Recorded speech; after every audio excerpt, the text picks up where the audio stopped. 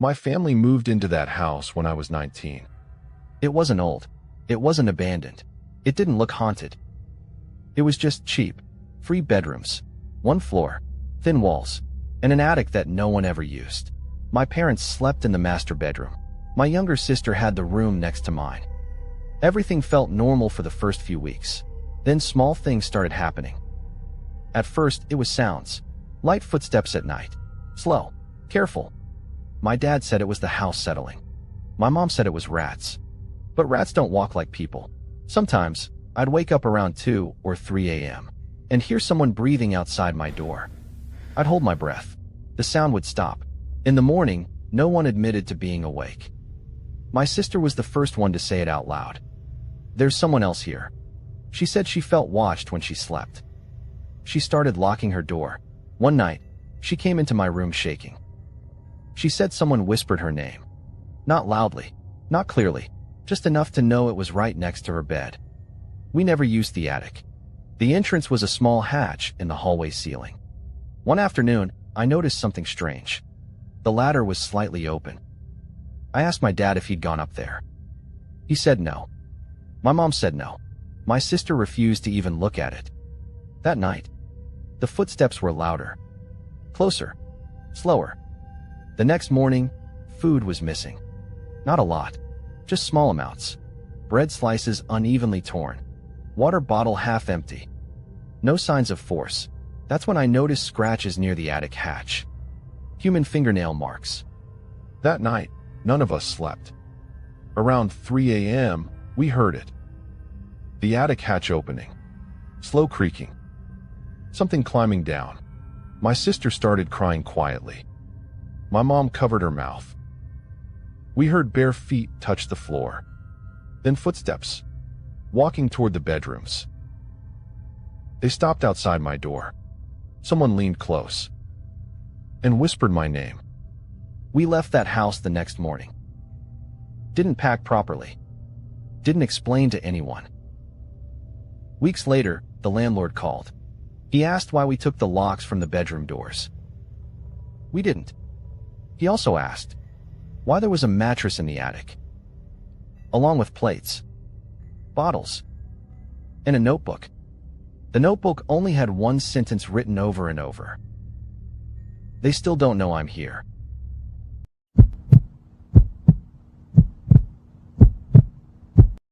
I've never believed in ghosts. I still don't. What happened to me doesn't feel supernatural. That's what scares me the most.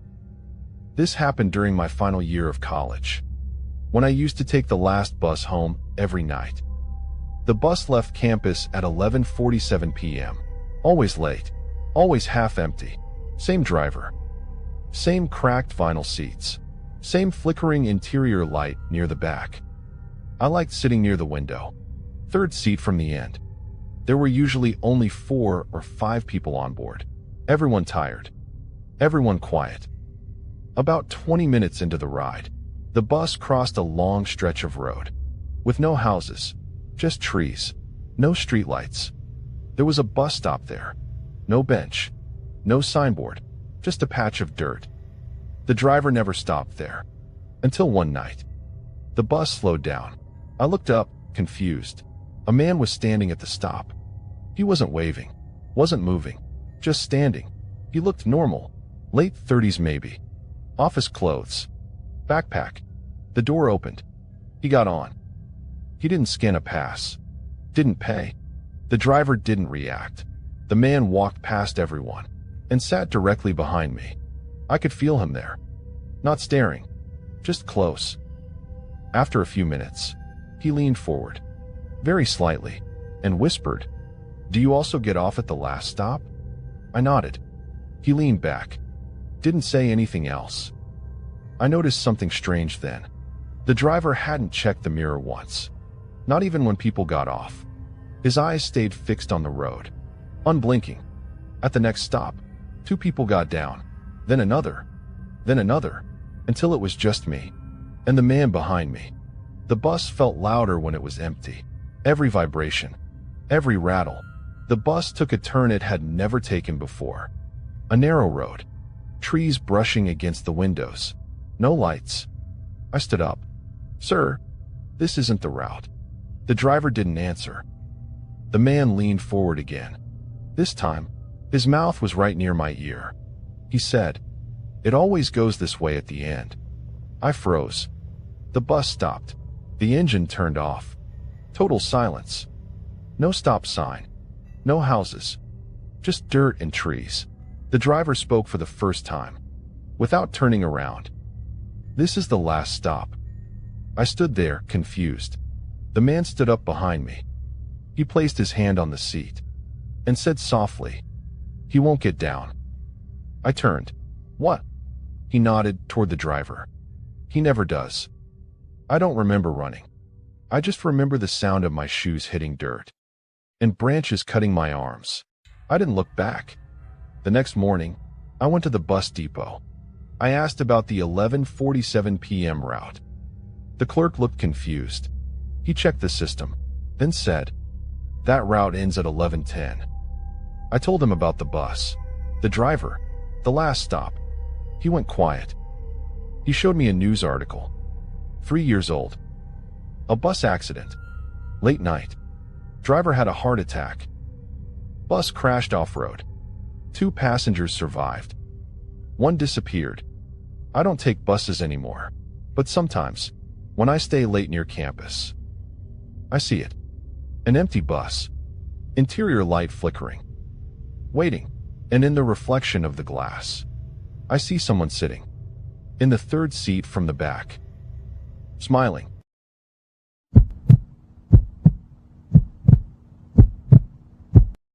I need to say this carefully, because every time I try to explain it, people jump to conclusions. So let me be clear from the start. This is not a ghost story, and nothing paranormal ever happened. That's what makes it worse. My wife and I moved into a rented house after our daughter was born. Quiet neighborhood. Families. No crime history. We converted the smallest bedroom into a nursery. White walls. Soft night lamp. Baby monitor mounted above the crib. It was a basic audio monitor. No camera. Just sound. The first week was exhausting, but normal. Crying. Late night feedings. Half sleep. The monitor picked up every sound. Breathing. Shifting blankets. Tiny noises. Nothing unusual. On the 8th night, around 2:40 a.m., the monitor crackled. Then I heard my wife's voice. Clear as day. She said, "Shoo, it's okay." The problem was, my wife was asleep next to me. I assumed it was interference. Monitors can pick up radio signals. Walkie-talkies. Other baby monitors. It made sense, so I turned the volume down. 2 nights later, the sound came back. This time, it wasn't my wife. It was me, my voice, saying our daughter's name. Softly. Repeated twice. I sat straight up in bed. My throat went dry. I hadn't spoken. I walked to the nursery. Light on. Baby asleep. Nothing out of place. The monitor speaker was silent. I stood there for a full minute. Listening. Nothing. We told ourselves it was stress. Sleep deprivation can mess with your head, so we ignored it. That was another mistake. About a week later, we heard a 3rd voice. Not mine. Not my wife's. Male. Older. Calm. It said, "She's sleeping. You don't need to come in." We didn't move. Didn't breathe. The voice continued. "You wake her when you panic." Then silence. My wife was crying quietly. I checked the nursery again. Same thing.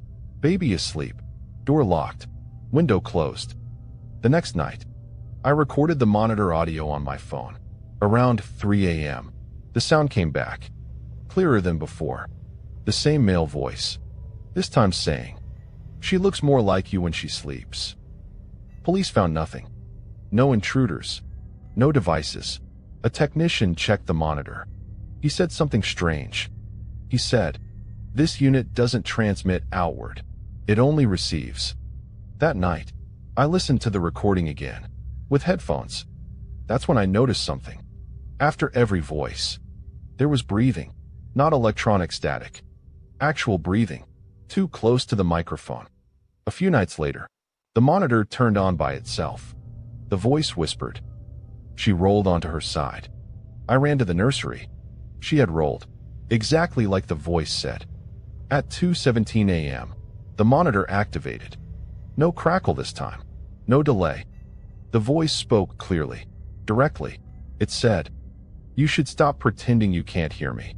Then my wife's voice came through, but distorted. "Wrong," she said. "He's standing right behind you." I dropped the monitor. I didn't turn around. I didn't check the room. We moved out the next morning. Left everything behind. But sometimes, when our daughter cries at night, I still hear breathing before she makes a sound.